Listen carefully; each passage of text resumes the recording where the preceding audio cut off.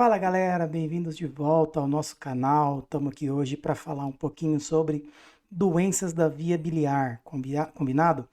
E a gente vai começar a nossa primeira aula com colelitíase. Então, se você já curte esse conteúdo aí, segue o nosso canal, compartilha esse vídeo, já deixa o like, comenta para que mais pessoas possam ter acesso ao nosso conteúdo, combinado? E chega de enrolação, já vamos direto pro vídeo aí, começando a falar de colelitíase. E sempre quando a gente vai começar a falar de um assunto, é importante a gente relembrar alguns aspectos anatômicos e fisiológicos que a gente precisa entender para conseguir lembrar e compreender melhor o que vai acontecer, tá bom?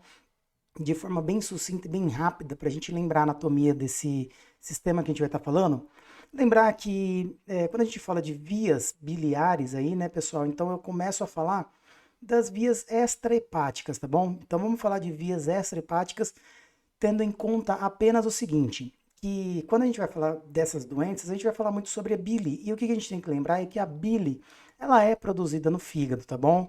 Então, ó, a gente tem aqui o nosso fígado, tá? Aqui a gente tem o nosso pâncreas, beleza, pessoal? A gente tem aqui, ó, a nossa vesícula biliar. Aqui a gente tem o duodeno, combinado? Só para a gente se localizar nas estruturas aqui.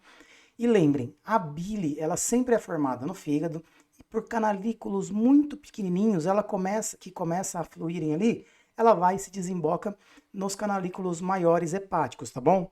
Então, quando a gente já começa a falar da estrutura extrahepática, a gente começa pelos ductos hepáticos. Então, eu tenho o ducto hepático direito e o ducto hepático esquerdo aqui, pensando já em via extrahepática, tá bom?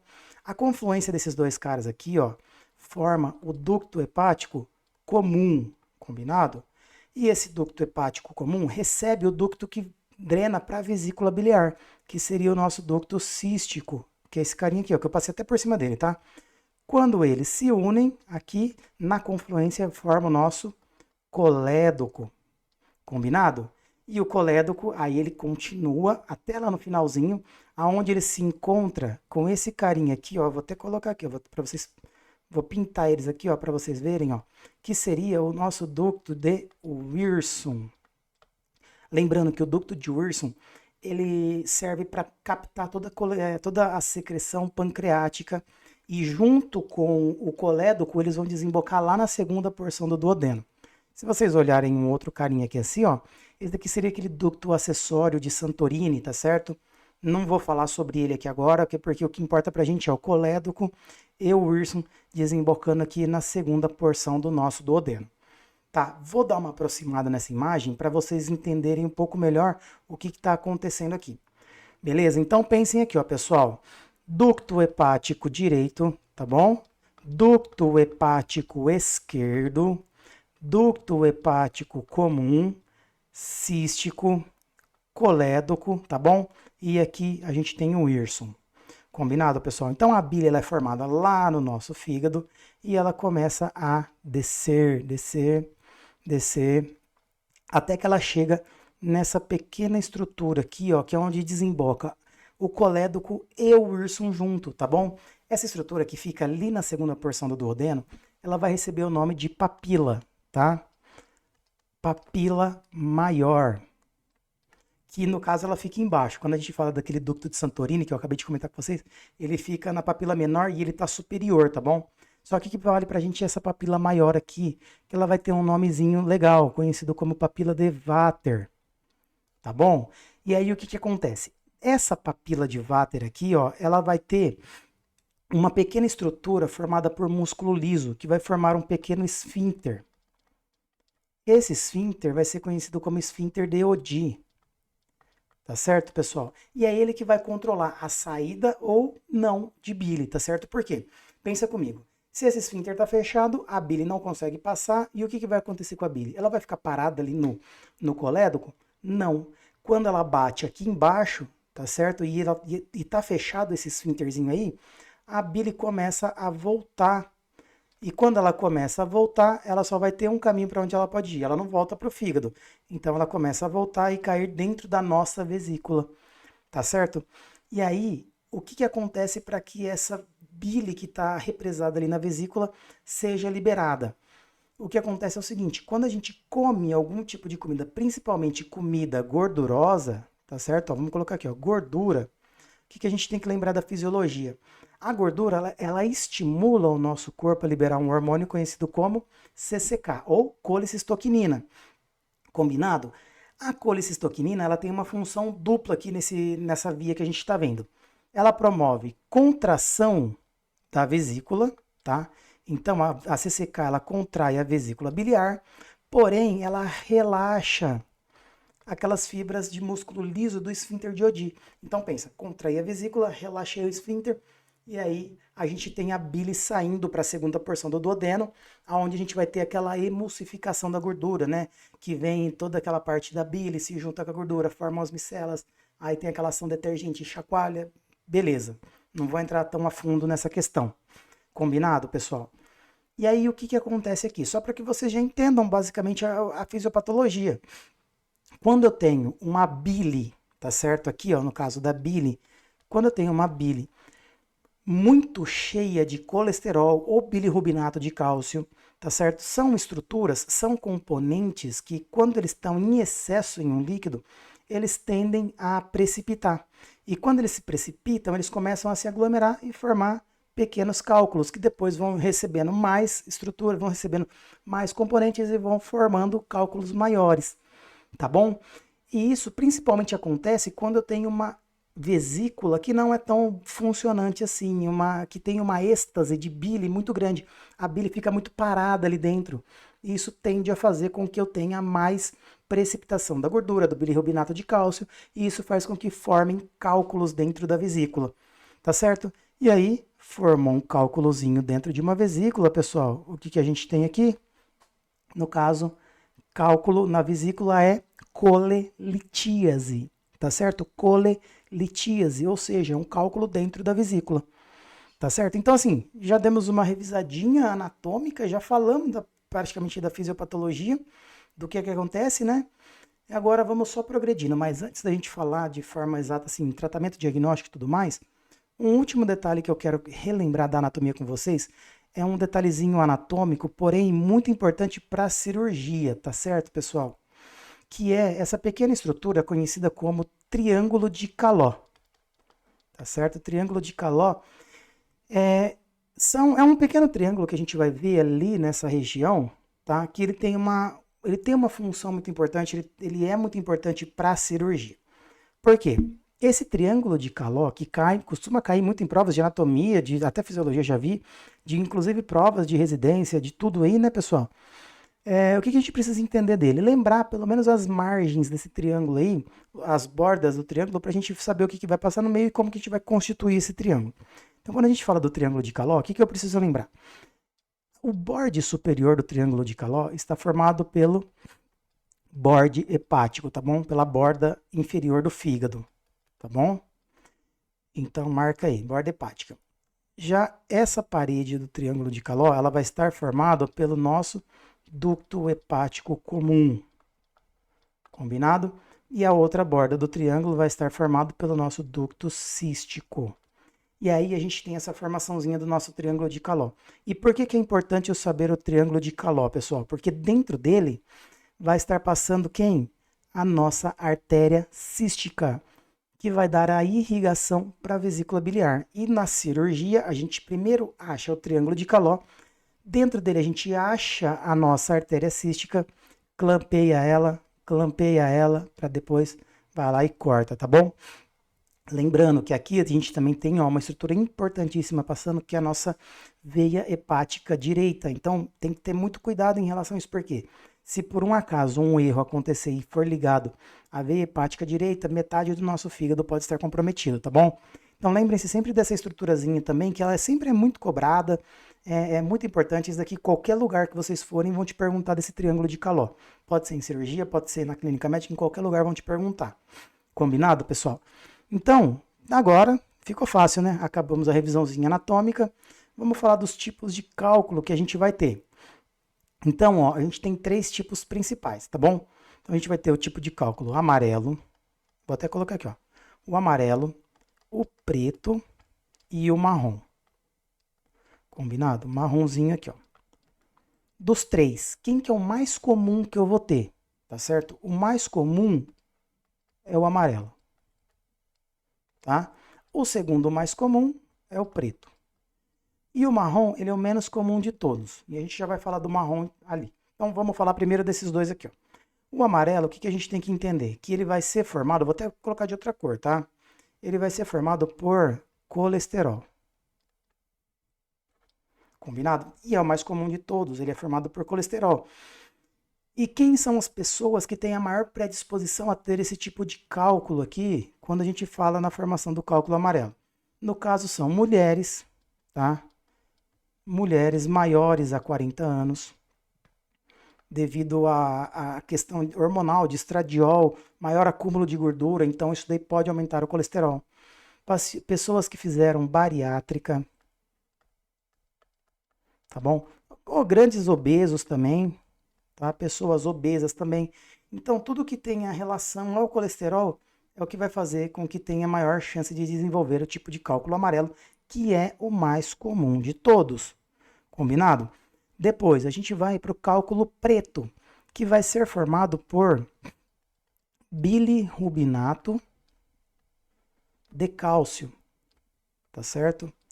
Que é o produto final da hemólise, né? Quando a gente tem a quebra dos glóbulos vermelhos, libera, faz a hemólise, começa a liberar bilirrubina, vira aquele caos lá, né? Então aí a gente tem o bilirrubinato de cálcio sendo precipitado na nossa bile, tá certo? Ele começa a se precipitar e vai formando cálculos.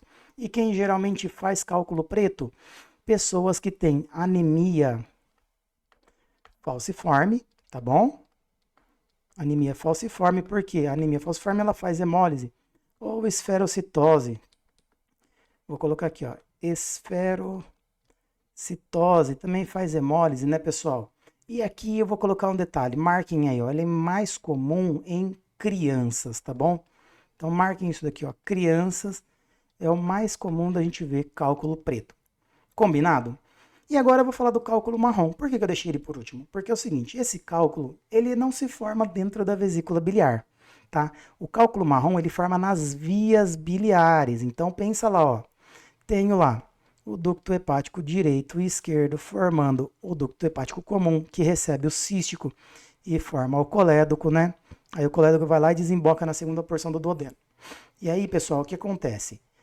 Esse cálculo formando em qualquer uma dessas estruturas que a gente está falando aqui, ó, tá certo? Em qualquer um desses lugares aqui, é um cálculo que não é formado dentro da vesícula, ele é formado fora da vesícula, tá certo?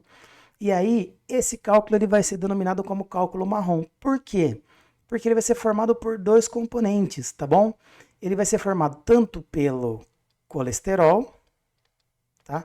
Quanto pelo bilirrubinato de cálcio. Então, as duas estruturas que formou os cálculos anteriores formam esse cálculo marrom, tá certo? Ele não se forma na vesícula, ele se forma fora da vesícula, tá certo? Ele não é o mais comum, só que olha que interessante, ele não é o mais comum, ele também não é o principal cara, porque assim, ó, quando a gente falou, atentem-se ao que eu vou falar para vocês agora, tenho a vesícula aqui. Quando eu formei um cálculo dentro da vesícula e ele fica ali, eu estou falando de colelitíase. Quando eu tenho um cálculo no colédoco, estamos falando de coledocolitíase. Tá bom? Olha que diferente, são duas coisas. Cole e colédoco, são duas coisas diferentes. Esse cálculo marrom que a gente está falando, ele que vai formar a coledocolitíase primária, tá bom?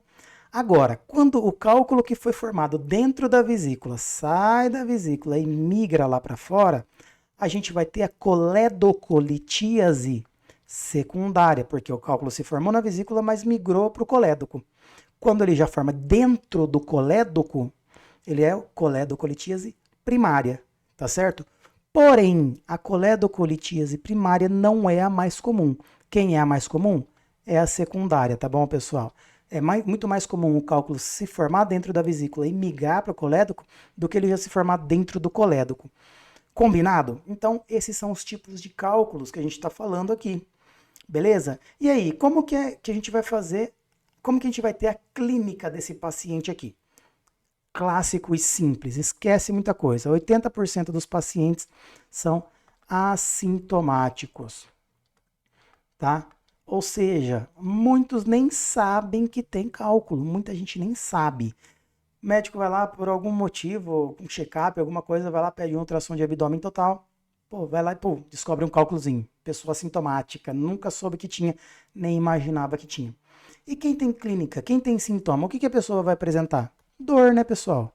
Dor, principalmente dor em hipocôndrio direito, dorzinha em hipocôndrio direito, que às vezes pode irradiar lá para a região dorsal, mas é mais uma dor limitada ao hipocôndrio direito, tá bom? E essa dor ela é uma dor autolimitada, ela dura menos do que 6 horas e ela tem a tendência de dar o pico da dor e costuma ir melhorando o padrão. Algumas vezes ela pode irradiar para o ombro direito, tá bom? Ela pode irradiar para o ombro direito. Essa é a clínica básica, é isso que você vê no paciente com colilitíase. Porque o que que acontece aqui, ó? Pensa que a gente tem a vesícula, tá? E a vesícula ela tem o pequeno infundíbulo dela, né? Então, o cálculozinho tá ali. Quando vem a CCK, contrai essa vesícula, esse cálculozinho ele se migra para um pouquinho ali no infundíbulo, só que ele não fica impactado ali, ele pega e volta para dentro da vesícula. Então ele gera uma pequena irritação local com dor, porém depois ele volta para o meio da vesícula, aí ele sai dali de onde ele estava, ele sai do infundíbulo ali, né? E tudo volta ao normal, beleza, tá? Então é isso que acontece, por isso que essa dor ela é autolimitada, tende a ser menor do que 6 horas e ela melhora. Combinado, pessoal? Bom, e aí o que que a gente vai ter de diagnóstico, tá? Porque a gente falou de clínica, e a clínica é isso, não tem segredo. Diagnóstico, tá? Vou até colocar aqui, ó, ultrassonografia das vias biliares, tá? Diagnóstico aqui é padrão ouro. Vou até colocar, ó, ouro. Ah, doutor, mas eu não posso pedir ressonância, não posso pedir tomografia? Pode. Mas, cara, ultrassonografia é o padrão ouro aqui. Rápido, fácil de fazer, tá? Não gera dor no paciente, não tem custo caro, é barato para fazer e faz diagnóstico de forma excelente, tá bom? E aí eu vou provar para vocês, porque quando a gente pega uma ultrassonografia de vias biliares, o que a gente vai ver é isso daqui, né, pessoal? Bom, Thiago, não entendo nada de ultrassom, e eu não sei, eu tô vendo aí uma bola dentro de uma bola preta, uma bolinha branca dentro de uma bolinha preta, né? Bom, vamos explicar para vocês aqui. Primeira coisa, só um conceito básico quando a gente vai falar de ultrassom é em relação às cores, tá? Quando a gente vê uma cor muito preta no ultrassom, igual a gente está vendo aqui, ó, nessa região, a gente dá o nome disso daqui de anecoico, tá bom? É muito preto, não tem eco aqui, não consegue, o eco não existe. Então, lembrem-se, ó, ultrassonografia tem um transdutor, tá bom? O transdutor, ele joga som, ultrassom, tá? Ele joga ecos, o eco bate em uma estrutura e começa a voltar para o transdutor pega aquele som lá, transforma, converte em imagem através de um software e aí projeta a imagem para a gente, tá bom? Quando eu tenho uma imagem um pouquinho mais branca em relação a essa outra imagem preta, na verdade não vou nem colocar essa aqui primeiro, vamos colocar essa daqui, ó. Quando eu tenho uma imagem preta, tá bom? Porém, em relação a esse preto aqui, ela ainda é um pouquinho mais branca, tá? Só que ela é mais escura que essa outra parte aqui. Quando a gente olha para dentro da nossa vesícula que eu estou mostrando aqui, a gente tem uma imagem conhecida como aqui, ó, hipoecóica, tá? Ela está um pouquinho diminuída, tá bom? E aí, aqui a gente tem uma imagem, quando a gente olha para essa imagem do nosso cálculo aqui, que ela está bem branquinha, tá bom? Em comparação a esse tecido preto, em comparação a esse daqui, ó, ela tá branca, ela tá irradiando. Então é uma imagem que a gente chama de hiperecóica, tá bom? É uma imagem hiperecogênica. Combinado, pessoal? Então, ó, são conceitos básicos que eu quero que vocês entendam sobre ultrassonografia, tá bom? Então, ó, o que que a gente vai falar agora? Vamos explicar mais ou menos o que que acontece aqui. Então, pensem comigo, ó. Aqui eu tenho aqui, ó, só para vocês entenderem, aqui eu tenho o fígado, tá bom? Aqui provavelmente é a continuação do fígado também. Aqui eu tenho um vasinho, ó, tá bom? Então, o fígado em relação a minha vesícula ele é um pouquinho mais hiperecogênico, ele está um pouquinho mais claro. Mas a pedra, em relação à minha vesícula, em relação ao fígado, a minha pedra ela é mais hiperecogênica, ela é mais clarinha. Ela tem mais, ela recebe mais o eco, tá bom? E aí o que que acontece? Quando a gente vai olhar para o ultrassom, pessoal, o que que a gente tem que ver aqui nessa imagem, ó? Primeira coisa, parede da nossa vesícula, ó. Parede fininha, parede fininha. Então, bonitinha ali, ó, tá? O que que eu olho dentro da minha vesícula? Pessoal, um cálculo. Tô vendo a pedra aqui, ó. Tem o bile, tá bom? Essa partezinha aqui provavelmente ela vai estar ela tá um pouquinho distendida, ela tá cheio de bile, tá certo? E olha só que interessante. Obrigatoriamente eu tenho que ter isso daqui que eu vou mostrar para vocês agora. Quando a gente olha o eco que tá vindo, ó, ele tá vindo lá de cima, né? Pensa que o transdutor tá jogando eco. O eco bate na pedra, tá certo? Você tá vendo que o eco ele não consegue atravessar a pedra por completo. Então ele continua lateralizado à pedra. E aí, quando vocês olham atrás da nossa pedrinha ali, do nosso cálculo, eu tenho essa imagem aqui, ó, que ela é um pouquinho mais hipoecogênica em relação à pedra. A pedra é hiperecogênica e aqui a gente tem uma imagem hipoecogênica, tá bom? Quando isso acontece, a gente dá o nome para essa imagem de sombra acústica, tá bom? Sombra acústica. Ou seja, é clássico de pedra na vesícula. Tem uma pedrinha com uma sombrinha acústica acontecendo atrás dela ali. Vi essas duas imagens. Obrigatoriamente eu tenho que ter cálculo, tá? Mais sombra acústica, tá bom? Por que que eu tenho que ter obrigatoriamente? Porque, pessoal, o que que pode acontecer é o seguinte, tá? O que que pode acontecer aqui, ó, só para vocês terem uma noção. Muitas vezes, dentro do próprio cálculo aqui, eu vou até voltar essa imagem para vocês verem. Muitas vezes dentro da nossa própria vesícula, quer dizer, a gente pode ter uma pequena imagenzinha sugestiva de cálculo, tá bom? Porém, que não tenha uma sombra acústica atrás dela. Pensa que eu tenho essas duas imagens dentro da minha vesícula, tá bom? Estou vendo dois cálculos dentro da minha vesícula. Um, eu consigo ver a sombra acústica, no outro não tem. Esse daqui não tem sombra acústica, tá bom? Quando não tem sombra acústica, o que eu preciso lembrar? Pensar em pólipo, tá bom? Sempre tenho que pensar em pólipo, tá? E aí, como que eu vou fazer o diagnóstico se é um pólipo ou não? Lembra, pedra é móvel, a pedra ela não está presa ali, o pólipo é preso. O que eu vou fazer? Peço para a pessoa lateralizar, virar de lado. Na hora que ela vira de lado, o que vai acontecer? A pedra vai andar e o pólipo vai continuar no mesmo lugar. Combinado, pessoal? Então, em relação à parte de diagnóstico, de ultrassom, não tem muito segredo, é isso daí. Espero que tenha ficado claro para vocês aí. E o tratamento? Na maior parte dos casos que a gente vai fazer aqui, ó, analgesia, tá? Tirar a dor desse paciente, mais acompanhamento. Acompanhamento. Beleza? Na maior parte dos casos não opera o paciente. Mas e se precisar operar, tá bom? Se precisar operar, a gente vai fazer a famosa CVL, tá bom? Que é a retirada da nossa vesícula por videolaparoscopia, tá bom? Colecistectomia videolaparoscópica. Só que ela tem algumas indicações. Não é todo mundo que vai poder sair falando em colelitíase, não é todo mundo que tem indicação, tá bom? Quem que tem indicação? Pessoa muito sintomática, tá bom? Muito sintomática vai ter indicação para fazer. Cálculo de 3 centímetros, tá bom? Cálculo de 3 centímetros, porque o cálculo de 3 centímetros ele pode sugerir um pior prognóstico para desenvolver câncer, tá? Então a gente já tira. Esse é um cálculo que não vai causar uma pancreatite caso ele saia da vesícula e migre lá para o nosso colédoco, tá bom? Ele não passa muito, ele não vai conseguir passar, mas ele pode causar câncer ali, tá bom? Cálculo preto, a gente também tem indicação para tirar. A vesícula em porcelana, tá bom? A vesícula em porcelana, que é uma patologia na qual a parede da vesícula ela começa ter muito acúmulo de cálcio e ela não consegue se contrair, e ela é muito clássica, se não tratada, se não tirada, virar câncer, tá bom? Então por isso que a gente tira também. Outra coisa, quando eu tenho pólipo mais cálculo, Porque o cálculo não dá câncer e o pólipo, dependendo do pólipo, também não dá câncer. Mas o pólipo ele é um precursor.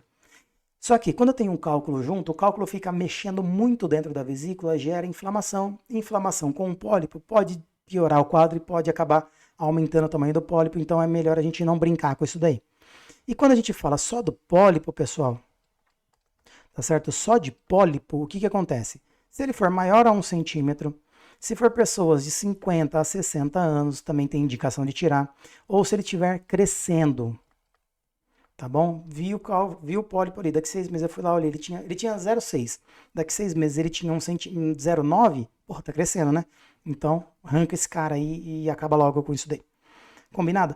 A gente também tem a microlitíase. Vou até colocar aqui, ó, microlitíase. Não é um consenso, mas hoje em dia já estão começando a operar pacientes com microlitíase também. Tá bom? Bom, basicamente, colelitíase é isso. Entendeu colelitíase? Agora o restante fica fácil, né? Porque a gente já entendeu mais ou menos a fisiopatologia, já entendeu como funciona. Agora é só dar seguimento nas outras patologias. Espero que você tenha gostado, já que nem eu falei. Curte, compartilha, segue o canal, comenta. Nem que se for para me xingar também pode comentar. Tá bom, pessoal? Muito obrigado e até a próxima.